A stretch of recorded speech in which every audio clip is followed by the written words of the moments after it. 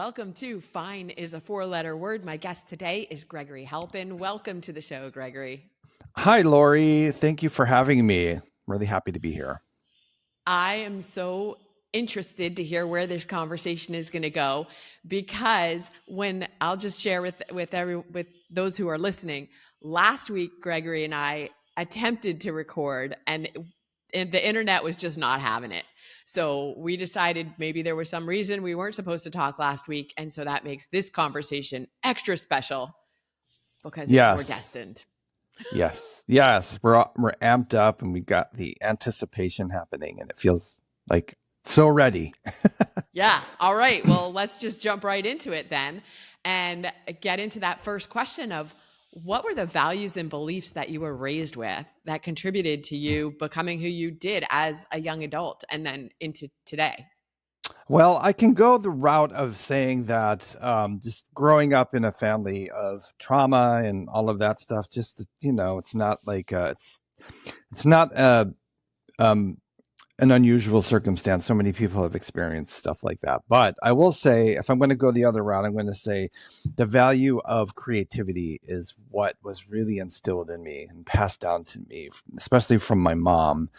She was super creative, just growing up in a very difficult family life that she had, not only that she had and my father had, but like as a family, our family, we also, carried the same stuff. And so my mom used creativity to process a lot of trauma, to process a lot of difficult challenges. So I'm like, wow, and I just, that clicked in my head maybe 2 years ago. I finally got it. Like, wow, this creative part is all about coping skills. It's a coping skill. That's really interesting that you figured that out. I want to jump back to something that you just said at the beginning about the trauma, and that it's not unlike a lot of other families, which doesn't mean that it is not nothing. It is Exactly. Yeah. Not to minimize what you went through just because, well, lots of people have been through that. And I think sometimes people think, well, it wasn't special. That's just how everybody had it. So, but to acknowledge that you had a situation, and whether everybody else or a lot of people have it or not, doesn't matter. Yes, it doesn't matter. And I should have reframed it. I should have framed it differently. And like I said that because for a long time I centered the trauma in an unconscious way and then a conscious way in terms of like just making it part of my storytelling and all of that. So sometimes I feel like, okay, so I really centered that a lot. So I'm just going to set it to the side a little bit and kind of like go not super positive side, because I'm not like into ultra positivity. I'm not into that. I'm spiritual kind of thing, even though I am, and we all are in some sense. So you're right. It does matter. It does matter. Everyone's lived experiences around trauma is important. Totally. Yeah. You said it exactly as it was meant to be said. Like you said, maybe I should have framed it differently, but that's exactly as it was supposed to be for whoever's listening to hear that message. All right. So let's go on. So creativity, what did you do with that creativity? So as a creative person, during high school, like 11th grade, I was new at the school, and I had a lot of fear, a lot of anxiety, panic attacks, all of that stuff. And so new school, 11th grade, and they had these auditions for a musical called Anything Goes. And so I auditioned, got the lead. And so from then on, I started getting leads in all the shows and like all the speech competitions and whatever was going on, I got involved and I did well. And so, and plus each summer I got involved in a professional summer theater training program. And so that is how creativity first showed up for me, is that vehicle. And so I am an actor. I'm also a storyteller in that sense. And it's just interesting because I was just I was very unconscious of all of this anxiety that I had, and didn't understand why my goals as an actor and singer just didn't, like, it would start out pretty good and make momentum, and then all of a sudden, like, I just hit a wall. And that would be like the repeated Mm. the pattern over and over and over for like 2 decades. And I'm like, wow, that's crazy.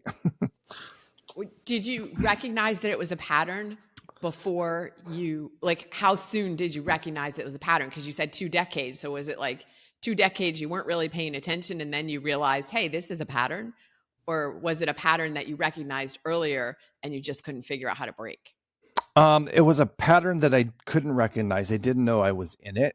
And it's just interesting how when you're stuck in a trauma response, like this was Mhm. such an ongoing trauma reaction to just everything. And so you don't know you're in it. You don't know you're like in that cycle. And then I don't know, through the journey of meeting people and investing in therapy and other modalities of healing, then it clicks finally. And you're like, okay, shit, that's what's been going on. So now how do I fix it or how do I change it? And and then I just spent like a great number of years just doing everything I could to get to the bottom of that. And like at the helm, I'm a coach, right? I'm a life coach and I help gay men over 40 navigate midlife. But still, like, there's always been this part of me that just the performer part, that's the strongest part of me. And that's something else I'm realizing even now is like is that always has taken precedence over everything else. And I just didn't listen to that. And yeah, so I'm just very excited to see how this all unfolds because I'm in this new mindset, this new, like, unapologetic, just unstoppable force that just wants to see if I can do it. Like I want to Yeah. make it. I want to make it on TV, and I'm doing things to make that happen. And I'm going to still be a coach too, like Yeah. a Yeah. gay men's coach. But I'm like, wow, I can do both. Yes, absolutely. Absolutely. We talked about you having part of the anxiety being related to you feeling like you have to prove yourself to people. Yeah, it's most certainly a coping mechanism that I developed as a child during times of just there's a lot of violence in the family, a lot of it's the 70s, there's latchkey kid kind Mm-hmm. of mentality, left to your own devices, a lot of addiction. And so I had to that was like my coping skill. I had to please people, we had to please people. We had to like do really well. We had to be careful not to do something the wrong way or we would get punished. And so that just evolved into wanting to do that as an adult, Mm-hmm. when especially if we're dating somebody new and that we feel like this love is starting to grow, and then if we're letting that trauma response happen, then we're doing something to like we want to please them in a way that's unhealthy, Mm-hmm. where we are not honoring boundaries, where we're not when we're getting too enmeshed in the emotions and not allowing space to just let that dating thing unfold and like blossom. And we're like Yeah. constantly interrupting it. Mm. And do you think that part of that is um, like trying to manage the appearance your appearance in the relationship so that they'll like you? Because like you said earlier, when you were growing up, you had to be a certain way, you thought you had to be a certain way for Mm-hmm. people to like you. And so when you're in that relationship, then you're not really showing up as who you are. So now the person is falling in love with somebody you're not. Exactly. Exactly. Because like I remember as a kid, like whenever I needed to cry, which was a lot, I would run to the bathroom and close the door and hide in a towel. Like, and I said to myself, like, nobody's going to see me cry ever, Mm. ever, ever. And that was like a pattern. That was like the start of concealing my the intimacy and the vulnerability. And it still shows. I'm dating somebody new and it's scary as hell. And I find myself wanting to hide, wanting to stay invisible. And I struggle with that a little bit. But what's different is I have better skills. I have better coping skills, and I can navigate this better. And so I'm showing up in a way that's like, okay, I'm gonna just take a chance, and I'm gonna say this. I'm gonna do this while honoring their boundaries and while honoring the sacred space of something developing. Um, yeah, and it's just interesting how those parts of you from childhood still show up and try to trip you up or try to like say, "Oh, I don't think so." you're not Yeah. you're Yeah. not gonna no, you're gonna freak out and you're gonna like stew in your own head for hours and hours. But yeah, it's like, okay, you need to just chill for a minute. Yes. Well, I'm reading this book called It's Not Your Money by Tasha Silver. The subtitle is How to Live Fully from Divine Abundance. And in it she's got an entire chapter, maybe more than a chapter. I haven't gotten to the rest of the book yet, but on taking care of your inner child and Mm. nurturing it in a way that it wasn't nurtured when you actually were a child. Yes. And it's funny that you mentioned inner child because I was just at a cafe a little while ago working on a script for my solo show that I'm working on. And the part of it that I was working on was the inner child part, was the wounded inner child archetype. And it's just interesting how they show up. And I'm trying to activate this inner child as a way of the joy seeker, the little boy who will show up instead of the little boy who shows up scared all the time. This little boy who shows up and actually takes my hand and Mm. actually helps me and leads me to a place of like feeling more centered. Wow, I'm like getting tears. I don't know why, because that just is Oh, such a strong. I can feel it so strongly. Yeah, mm, and she talks too about allowing ourselves to cry when you were just talking oh, about that, mm, and how important that is to allowing abundance, allowing prosperity, allowing and not just in monetary ways. mm-hmm. Abundance as overall. Um, but we have to allow the tears to like cleanse ourselves. Yeah. Yeah, here I sit Yes. like Oh, I crying about appreciate anything. that. But yeah, wow, that's so cool. And you had also mentioned when we talked previously that you were often told you were too sensitive. Yes, all the time. I was told I was too sensitive, that I need to toughen up and be more of a man, be more. I mean, when you're a little boy, I mean, Sure. they even use that term. My folks even use that terminology. I'm like, I'm a little boy. I can't be a man.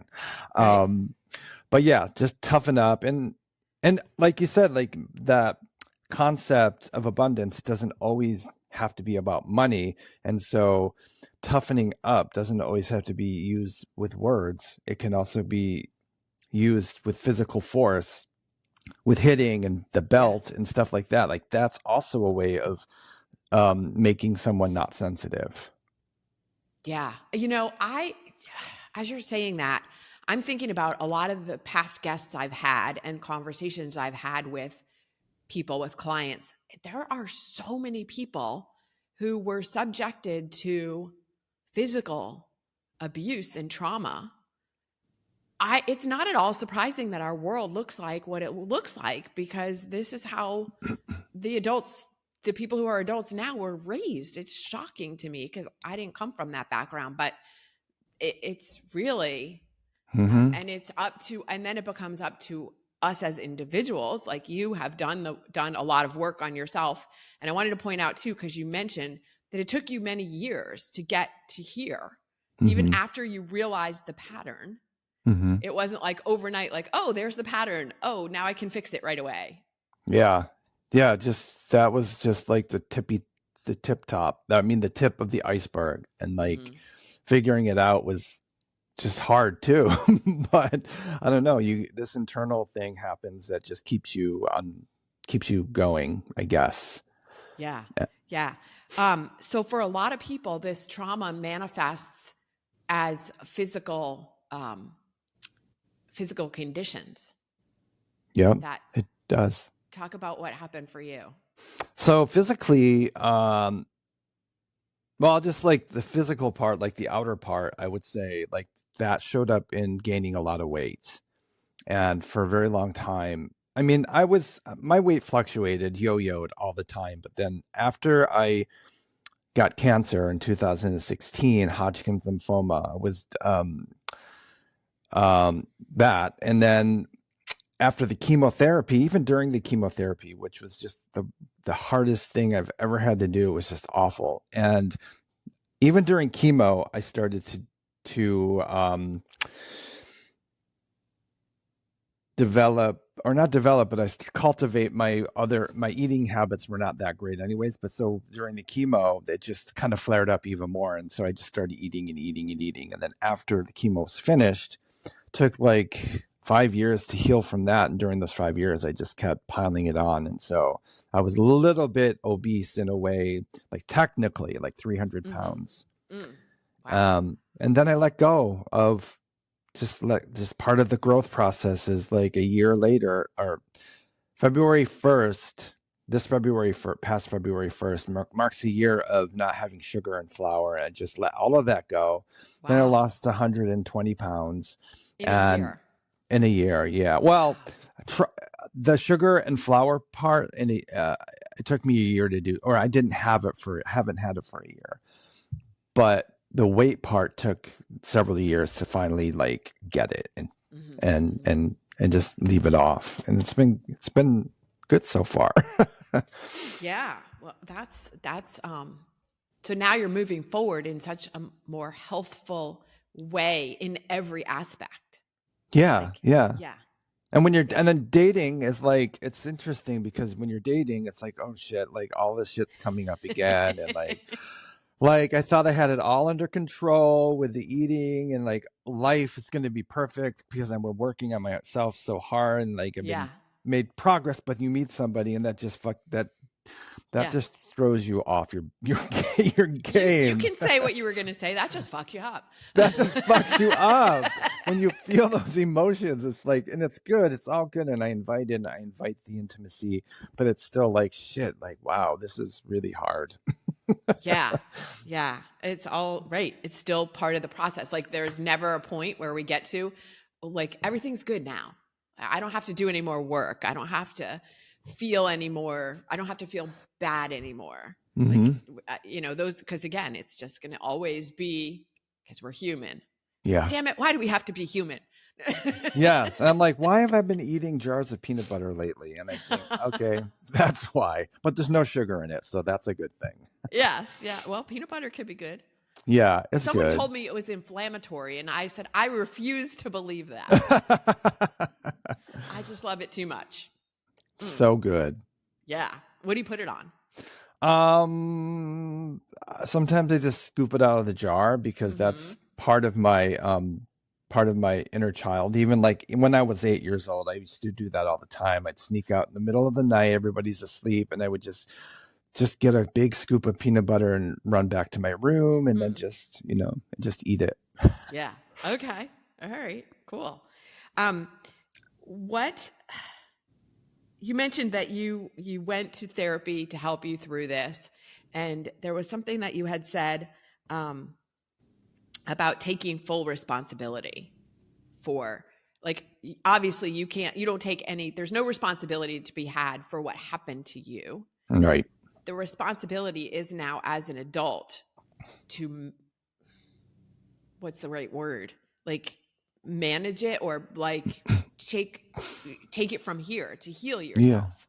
Yeah. Yeah, that makes sense. And yeah, owning my own bullshit meant just the narcissism part of it. Like when we've experienced that kind of trauma, there is this thing called narcissistic injury where it's just part of that process. It's part of the trauma. Like we can't help, we've been traumatized so much that we made everything about survival and about ourselves. So when we go into the real world, that still plays a part. So it looks like narcissism. So there's that part of us that's still a little wounded, where we center all of our problems all the time, where we center all the conversations and we make that about us. And so that is what it means for me to own my own BS, is to like, okay, I've got to not center my shit all the time. And Mm. I've got to allow other people into the conversation and make space for them too, instead of monopolizing everything. Okay. I've heard people talk about, obviously, about narcissistic behavior in relation to relationships that they've been in, but I haven't heard that term before. Mm-hmm. That's It's sort of interesting. like a fracture it's like a personality thing. Mm-hmm. And like I don't have that kind of injury, but there's still elements of narcissism Yeah. that plays a part in my story. So I could Yeah. see how that would come to be. Hmm. Absolutely. Absolutely. You had an interesting statement because I wrote it down of what does it take to crack something open in you to see things differently? Like what That's a good what question. It is yeah. because it's so like I don't know. Like when I think about that, so I don't think some lately I've been thinking about it in terms of it being many different things happening, like a series of things happening. And the biggest thing that happened was the cancer that's just the big nutcracker of them all. It's like Yeah. that's when it happened. So but there was a series of other life challenges that happened that started to make me question a lot of things that I've been doing. Mm. A lot of people who have been diagnosed with cancer say that it was actually a good thing I in the end, not in the moment, but Yeah, in the yeah. Yeah, they say that and I kind of fight against I struggle with that cuz I Mm. don't it's like I get it. It's like we want to see things as there's good in things and we can see the positive side of things, but sometimes I feel that just um it minimizes it. I mean, there's no way to put a spin on cancer in terms of it being like a gift or something that is a good thing. And I guess maybe we can like say that that we can grow from it, I guess. Mhm. We can Mhm. grow from Mhm. the Okay. experience, I guess. Yeah. I don't know. I'm on the fence. Okay. Yeah, I was just curious what your take on it was because it seems like a lot of growth did come from it. And then when you Yes. look at that growth, you could say, oh, well, that's a positive thing Yes. that happened that you've become who you've become because of that. Yes. I guess it's just during the whole event that Sure. you hear people say stay positive, chin up, Oof. this, that, and that's just what like and I didn't realize how impactful that was in terms of like and I get it. People are Mm. uncomfortable with this with cancer and people are uncomfortable with shit, so they're gonna do that. That's their coping skill. Yeah. While at the same time, it's just like, okay, if you hear that all the time, then you begin to question, like, do I really, is this really a bad thing? Is this really painful? Is it really making me nauseous? Am I making a big deal out of this? Right. Now, and especially in your case, going back to like, okay, am I really being too sensitive about this? Like Yes. it triggers that pain again of being told that you're too sensitive. And wow, you're starting to question your own experience. Yeah. Like, I didn't, like, no one made space. And that sounds selfish, but in that sense, I felt like, okay, I need people to open up space for me now because I Yeah. need this space because this is fucking crazy right now. Yeah. Yeah. Like let me be in the pain, in the frustration, in the whatever feelings that you're feeling, not always just like, well, look on the bright side. Yes, and I think like, there's a family part of that too that just opened my eyes up to family and what I thought my family was, and then what it ended up not being. So it was like a bubble pop, you know. It Mm. was like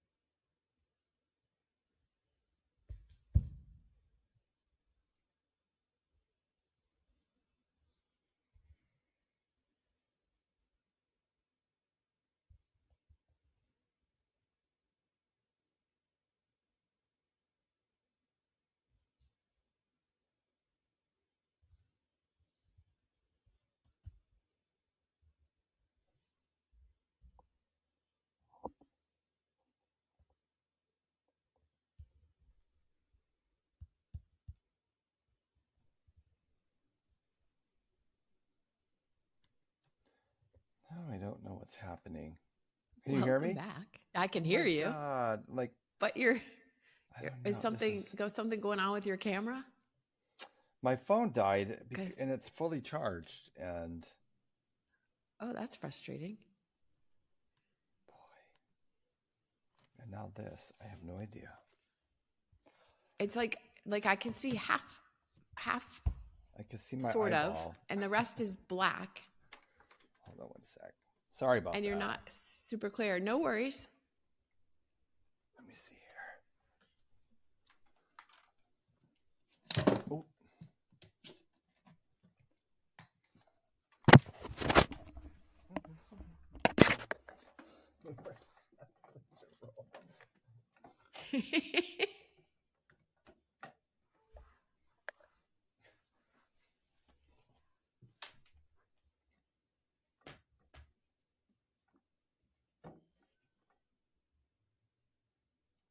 okay, I'm gonna come back to the other one. Okay.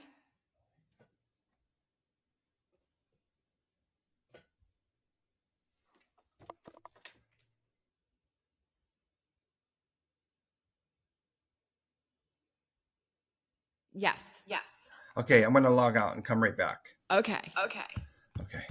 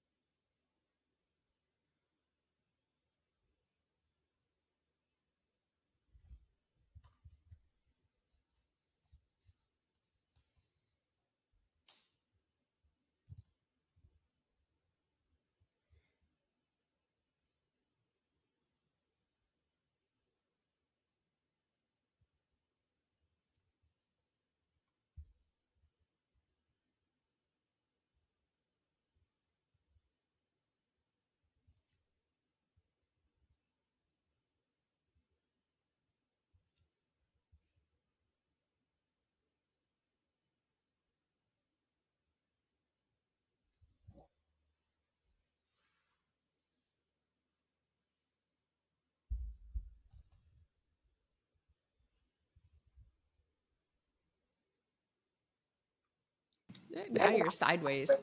Oh my God, we were on such a roll too. I'm so It's sorry. okay. It's all right. Is that better? Well, now you're there's no picture. There. Now there's a picture. How's that? There you go. Perfect. Okay. All right. Sound okay, good. Now we're even.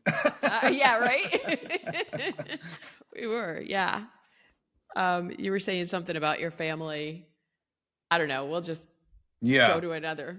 We'll Oh, go there somewhere was else. a there was major awakening around how family was really there and it just really and I think that's when I finally realized that I need to stop blaming other people. Even though other people can contribute to bullshit, there's also a part that I realized like, wow, I also contribute too, and I can either blame them or I can either keep whining about it. I can just create my boundaries and I can let certain people go and I can just move on instead of Mm, focusing on woe is me all the time in terms of crap family does. yeah. Yeah, absolutely. Are you still in touch with them, or did you just like remove yourself completely?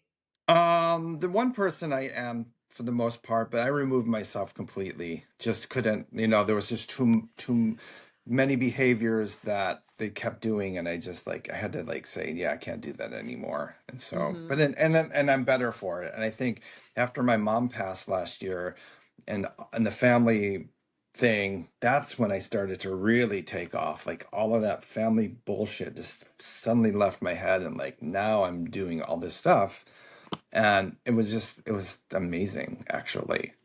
Yeah, it's like a burden was lifted, and now Yeah, you could fly.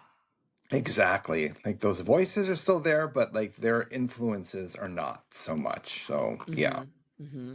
Interesting that it took her physically leaving Yeah. Yeah. for that to open up for you.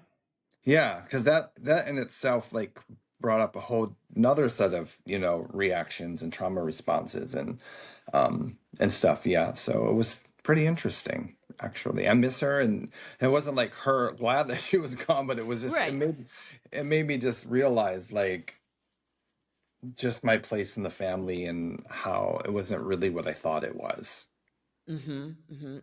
You know, it's interesting because I think unless you've been through the death of your mother, it's hard to understand what it's like. Like, you just can't relate. It's like, I Hmm. don't have any children. I can't relate to what it's like to have that kind of bond, but I know it from as the child and as the mother. Like, it's just like Yeah. this club that you can't know about until it Hmm. happens, until you Hmm. join it.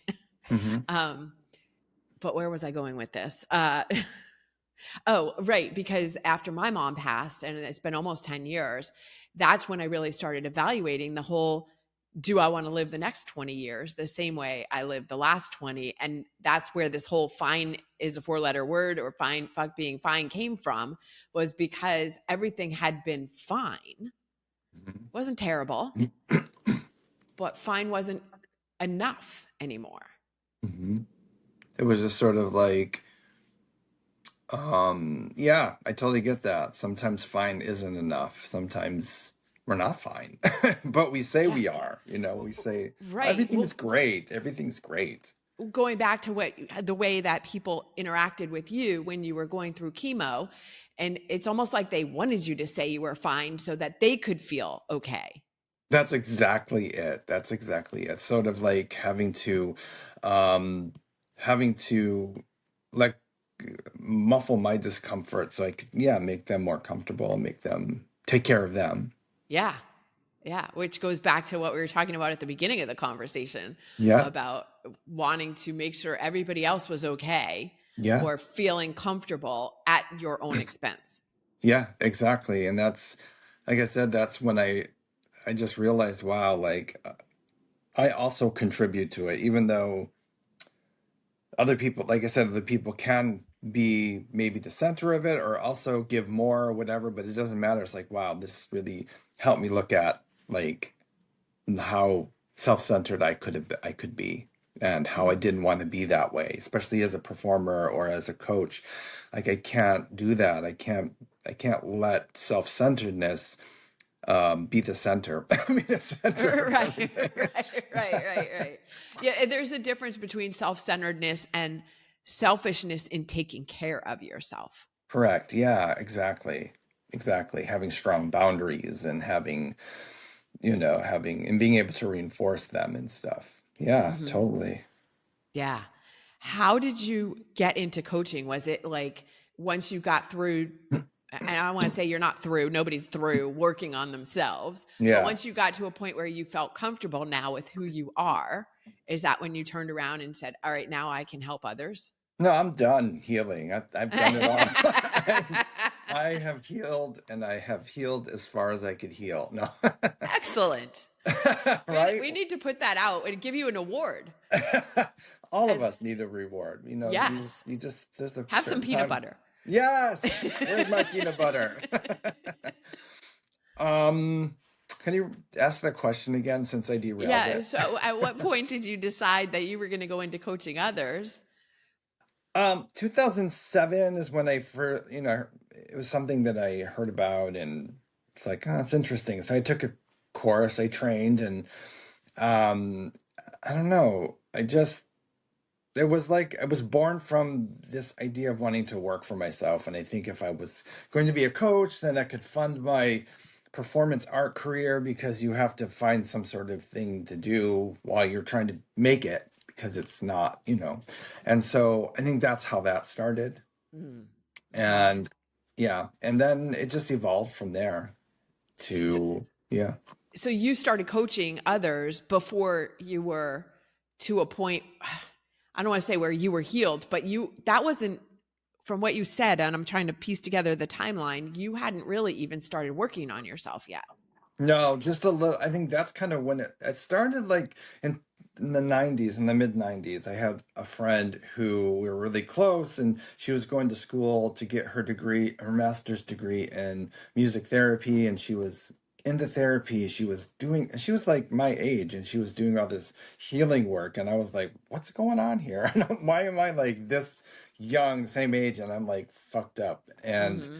so I think that's when it first started, because that implanted the idea of therapy in my head. Okay. And it took a long time to get there, but that's kind of when it first happened. But in 2007, when I started to train as a coach, I was definitely in deep in my own trauma and stuff. Mm-hmm. And yeah, it was like I started coaching, and I was like, I shouldn't be doing this. I shouldn't coach people like in this place, but it's just an interesting dynamic. Yeah, they say a lot of whoever they are, a lot of therapists They. they become therapists because they're working through their own stuff.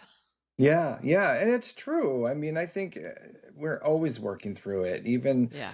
as a performer and the solo show that I'm creating, I'm like doing this, I'm writing this, it's autobiographical, and I find myself still processing stuff that's coming up, and then I'm like, okay, I'm doing this. We give these shallow reasons like I'm a performer, I love it, I've been doing it since I was a kid. But no, we're doing it because we're still processing shit. We're still I want to do it to to enlighten other people, but at the same time, it's also for me too. Mm-hmm. It's Mm-hmm. something that I'm still working out. Yeah.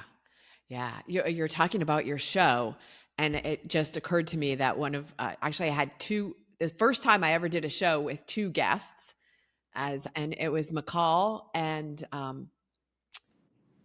Alexandra Clayton and McCall Sinat. I don't know, Sinat. Um, yeah, that might be a good introduction for you. Y'all are in Oh, that world, so I can put you together. See, that's one of the things I just do.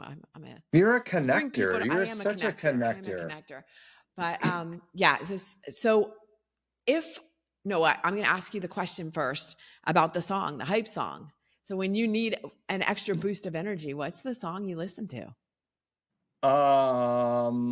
A boost of energy. I mean, there are many. I think we all have many, but I don't know. Yes. One that I keep going back to is it's a ballad. It's a romantic ballad from the 80s. And it's when it happened during a first kiss with a boy in my eighth grade class. He asked me, we hung out. I was new at the school, and we hung out, and it was just so, how it happened was just so pure and coming of age kind of thing. And Suddenly by Billy Ocean, Okay. which is a slow, like Yep. very Yep. like meaty, hearty song, was playing while it was happening. So when I hear that song, it fills me up with joy, but it also fills me up with like this anxiety from that nervousness of what was happening and everything else. So, but it fills me up in a way that just makes me feel like, wow, I'm so happy to be where I am today. It's just be reminded of that, and to take that first kiss with a boy and normalize it as Yeah. we all have a first kiss, Mm-hmm. and who doesn't matter who you are and what gender you are. Right. Right. Oh, that's so cool. I love that explanation. Thank you. Hmm. If people want to continue a conversation with you, where's the best place for them to find you? They can find me, gregoryhalpen.com, and they can find me on Instagram most of the time too, Gregory Halpen. Okay. And I'll have links to all of that in the show notes. And then I would be remiss if I did not ask you about when you think your one man show will be available for public consumption. Well, I've been doing readings of it, so it's coming soon. It's I would say, well, actually April I'm doing a produced reading of it online. It'll be a Okay. virtual reading, part of a series, and you can go to gregoryhelpin.com, and there'll be more information there, or my Facebook page too, Gregory Helpin. Okay. Or maybe by the time this publishes, we can put that in the show notes as well. A Yes, link to it. I will give Yeah. you that. Yep. Okay. Great. Because I want to see it or Oh, hear it awesome. or whatever. You'll see it. You'll definitely see it. It'll be like it'll be on Zoom or something like that. Okay. Yes. I want that Oh, in my yes. calendar. Yay. I love your energy there. I would feel your energy there. It would be awesome. Gregory, thank you so much for Yes. joining me today on Fine is a Four-Letter Word. Thank you. This has been such a fantastic conversation.